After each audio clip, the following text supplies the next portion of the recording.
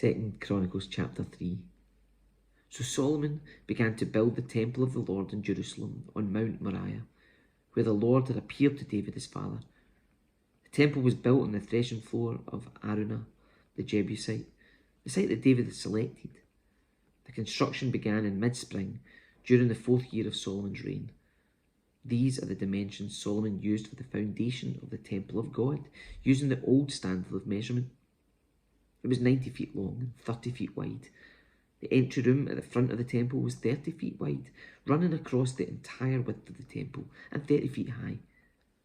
He overlaid the inside with pure gold. He panelled the main room of the temple with cypress wood, overlaid it with fine gold, and decorated it with carvings of palm trees and chains.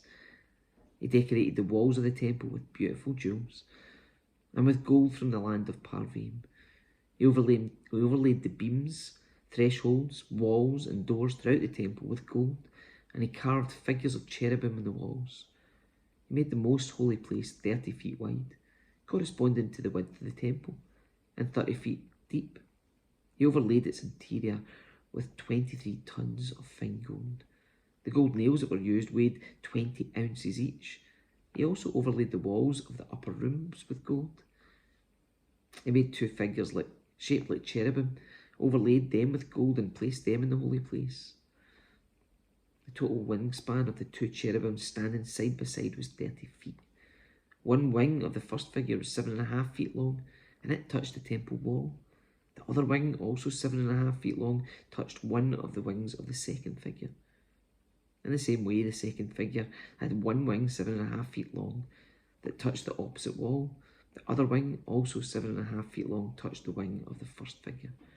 So the wingspan of the 2 cherubim side by side was 30 feet. They stood on their feet and faced out towards the main room of the temple.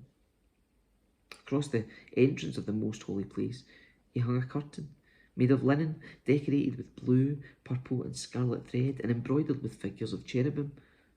For the front of the temple, he made 2 pillars that were 27 feet tall each, topped by a capital, extending upward another 7.5 feet. He made a network of interwoven chains and used them to decorate the tops of the pillars. He also made 100 decorative pomegranates and attached them to the chains.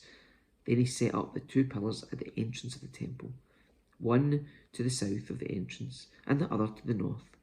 He named the one in the south Jachin, and the one on the north Boaz.